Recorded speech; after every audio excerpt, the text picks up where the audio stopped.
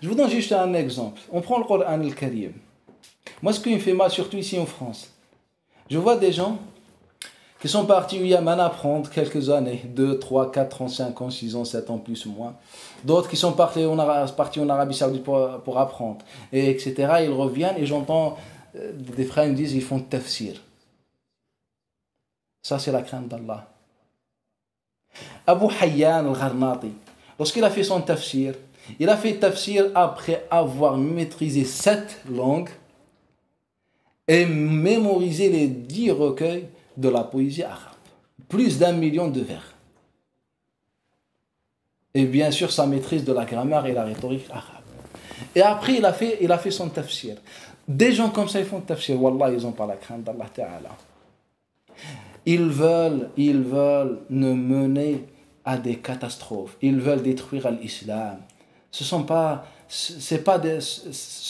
des gens qui méritent de se mêler dans l'islam ou bien de parler de l'islam.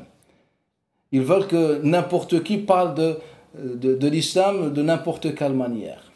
Ils veulent faciliter l'islam pour le falsifier, malheureusement.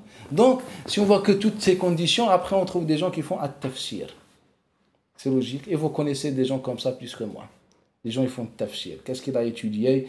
Il est né dans une cité ou je ne sais pas, ou bien il est venu du bled à cause de la pauvreté, et maintenant, après il est parti en Arabie Saoudite ou au Yémen, et maintenant il revient dans le tafsir, dans le fatwa, et appelez-moi, il répond. Je n'ai jamais fait un tafsir dans ma vie. Et souvent les frères me demandent de faire un tafsir. Et je n'ai jamais fait tafsir et je ne le ferai jamais, Inch'Allah Ta'ala. Malgré que grâce à Allah Ta'ala, Wallah, et ce que je me maîtrise, tous ces gens-là, réunis tous ensemble, ne peuvent pas le maîtriser même dans 2 siècles. C'est grâce à Allah Ta'ala. وَأَمَّا بِنِعْمَةِ رَبِّكَ فَحَدِّثْ. Quand j'ai fini l'école grammaticale de Basra, eux, ils étaient encore, je ne sais pas en train de faire quoi.